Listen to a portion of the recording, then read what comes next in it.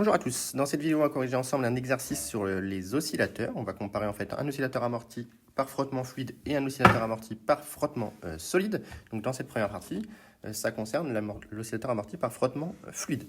Donc on a pris tout simplement un oscillateur masse-ressort dont le ressort est caractérisé par une raideur K et une longueur à vide L0. On a pris là l'origine au niveau de la position d'équilibre de la masse qui est pour un ressort horizontal L0. Et on a rajouté une force de frottement fluide de type F égale moins alpha V. Et donc, dans un premier temps, on me demande de rappeler l'unité de alpha. Donc, on va raisonner en termes de dimension. Donc, vous avez que la dimension de la force est égale à la dimension de alpha fois la dimension de la vitesse. Et de cette manière-là, on sait qu'une dimension de force, c'est une masse fois une accélération. Donc, ça me donne que mlt-2, masse fois accélération, est égale à la dimension de alpha fois la dimension de vitesse qui est lt-1, mètres par seconde. Donc on en déduit que la dimension de alpha est tout simplement égale à mt-1. Donc on peut exprimer alpha dans le système international en kg seconde moins 1. Voilà. On me demande de mettre l'oscillateur en équation et de mettre l'équation différentielle sous forme canonique. Donc on va faire cela. Donc ici on est en référentiel terrestre galiléen. Supposé galiléen tout du moins. Donc référentiel terrestre supposé galiléen. Et donc, on va travailler sur le point M. Donc, on a que la masse fois l'accélération du point M est égale à la somme des forces. Donc, je vais poser ici la base de travail, EY, EX. Je n'aurai pas besoin de EZ. Et donc, les forces qui s'exercent sur le point M, eh bien, vous avez le poids qui va être entièrement compensé par N. Il n'y a pas de frottement. Solide. Donc, pas de frottement solide. Donc, R est égal à N, tout simplement. Et ensuite, vous avez la force de rappel qui, dans la situation représentée, va bien évidemment vers la gauche. Et après, la force de frottement fluide, il faudrait savoir si la masse est en train d'aller vers la droite ou vers la gauche. Dans tous les cas, elle est opposée au vecteur vitesse. Donc, admettons que le vecteur vitesse soit vers la droite. Eh bien, vous avez la force de frottement fluide, que je vais un petit peu séparer pour qu'on la voit mieux, qui est opposée au vecteur vitesse. Donc on y va, c'est pas très compliqué. On a directement que n plus p ici est égal au vecteur nul, car l'accélération est uniquement portée par EX. Donc la deuxième loi de Newton projetée sur EY conduit directement à n égale p, en norme tout du moins.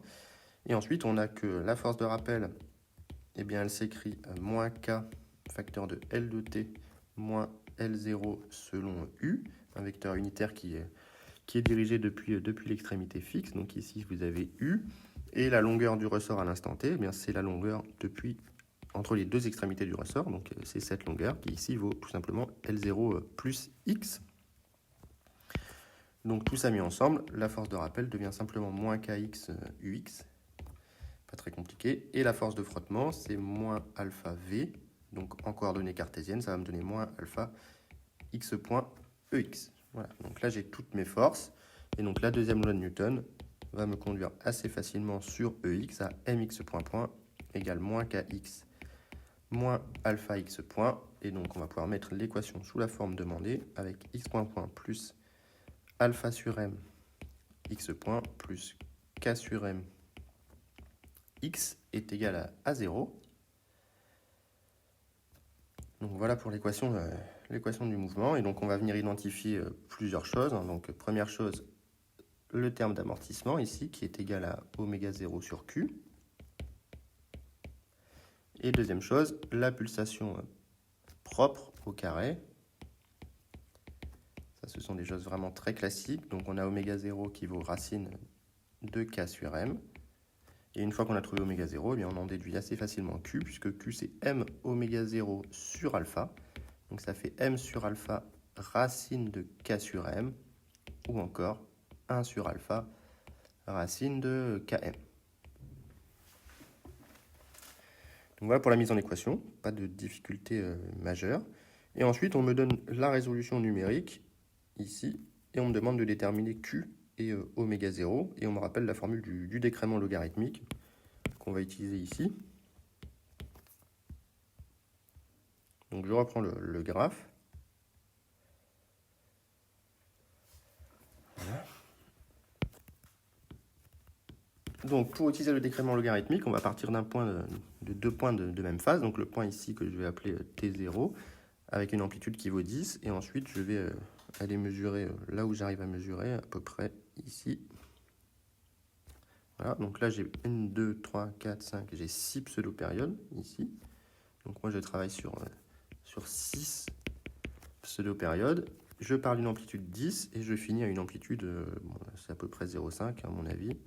Donc on a que le décrément logarithmique est égal à 1 sur 6, puisque j'ai pris 6 pseudo-périodes. Ln de la valeur initiale ici, qui est 10, divisé par la valeur finale qui est 0,5. Donc je calcule ça. Ln de 10 divisé par 0,5 divisé par 6. Je trouve grosso modo 0,5, puis Q, je sais que c'est pi sur delta. Et donc, je vais garder un seul chiffre significatif, ça me fait un vecteur de qualité de l'ordre de 6. Donc on peut aussi se rappeler que Q, c'est à peu près le nombre d'oscillations avant de rentrer dans les 5 derniers pourcents d'amplitude, ce qui est bien le cas ici, puisque mon asymptote à 0,5 est à peu près à 95%. Donc tout est cohérent ici pour trouver la valeur du facteur de qualité. Et pour trouver ensuite la pseudo-période, la pulsation propre plutôt, on va se rappeler que oméga p en pseudo périodique, on a que oméga p est égal à oméga 0 racine de 1 moins 1 sur 4q2. Et comme q est égal à 6, eh bien on peut clairement écrire que oméga p est à peu près égal à oméga 0. Et donc je vais venir lire la mesure de la pseudo-période, tout simplement. Donc la pseudo-période, je vais prendre les 6 pseudo-périodes que j'avais tout à l'heure. Donc on lit que 6 pseudo-périodes est égal, on arrive ici à peu près à 3,7 secondes. Donc on en déduit la pseudo-période, ça fait 3,7 divisé par 6, ce qui fait 0,6 secondes. Je vais garder qu'un chiffre, encore une fois. Et donc j'en déduis que oméga 0, qui est à peu près égal à oméga p, est égal à 2pi sur tp. Et donc ça me fait de l'ordre de 10. Je vais prendre 10, ça fait 1,0 fois 10 puissance 1 radian 1 par seconde. Voilà, donc j'ai réussi à trouver oméga 0 et Q graphiquement. Donc maintenant, on me demande d'en déduire la valeur de K et alpha, sachant que M est égal à 100 grammes. Question suivante, on a M égale 100 grammes. Ben, on a déjà vu que oméga 0 carré était égal à K sur M. Donc je peux en déduire que K est égal à M oméga 0 carré. Donc attention, je mets en kilos. Ça fait 0,1 en kilos fois 10 puissance 2. Donc ça fait 10 newtons par mètre. Et alpha, bah pour trouver alpha, on sait que oméga 0 sur Q, c'est alpha sur M. Donc on a déduit que alpha est égal à M fois oméga 0 sur Q. Avec oméga 0 qui vaut 10, donc ça fait 1 sur Q finalement. Et ça fait 0,2 avec un chiffre significatif, kg par seconde.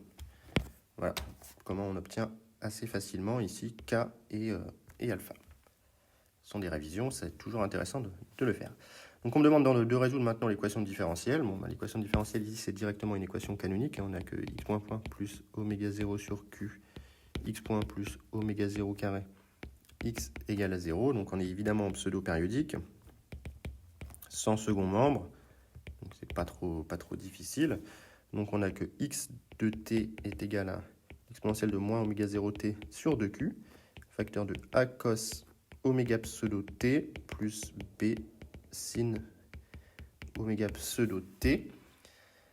Et ensuite, les conditions initiales, on peut les trouver graphiquement. On a que x de 0, évidemment, est égal à 10. On le voit, 10 cm ici. Et la vitesse initiale est nulle, puisqu'on part d'un maximum. Donc,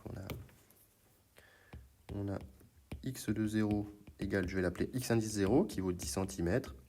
Et v de 0 égale 0.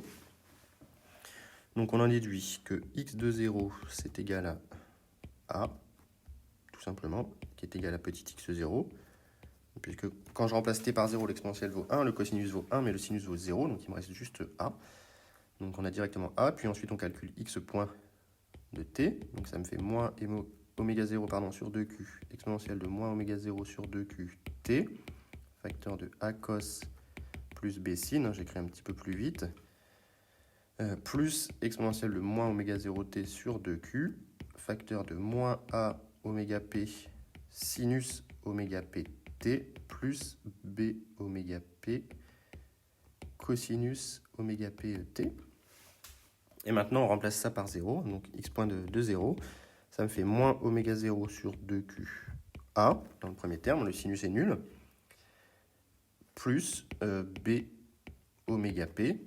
Et donc, on en déduit assez facilement que b, et ça c'est égal à 0, d'après la condition initiale, que b est égal à, on ne se trompe pas, 2q oméga 0 a sur oméga p. Voilà, je vérifie. A, ça fait 2Q. C'est B que je cherche, pardon. Ça fait... Hop, je me suis trompé. Donc B est égal à oméga 0 sur 2Q oméga P fois A. Et si vous remplacez par la valeur d'oméga P, ça fait oméga 0. Oméga P, c'est oméga 0 racine de 1 moins 1 sur 4Q carré. Voilà. Et donc ça se simplifie assez bien en A sur racine de 4Q2 moins 1, ici. Ou A sur 2Q, en fait, on pourrait le simplifier en à peu près A sur 2Q, ici, dans la mesure où 1 sur 4Q2 est très petit devant 1. Et donc, bilan, eh bien, on a que x de t est égal à x0 exponentielle de moins oméga 0t sur 2Q, facteur de cosinus oméga pt, ça c'est le premier terme qu'on avait obtenu, plus b, plus 1 sur 2q, sinus oméga p t. Voilà la solution, approchée dans la mesure où q vaut 6. Ici, ça c'est parce que q est à peu près égal à 6, donc 1 sur 4q2, ça va être négligeable devant 1. Alors, la dernière chose qu'on me demande sur l'oscillateur amorti par frottement fluide, c'est de commenter la décroissance de l'amplitude. Et bien ici, c'est pour se rappeler qu'on a une décroissance qui est exponentielle, en réalité. Au vu de la solution qu'on obtient, on a une décroissance exponentielle de l'amplitude.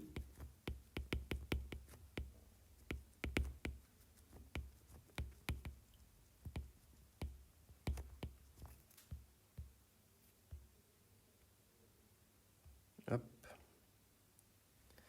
Et donc, on peut essayer de la représenter, cette décroissance exponentielle,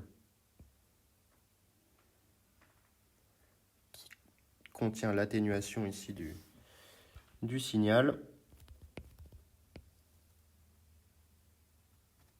Voilà. Donc, voilà la décroissance exponentielle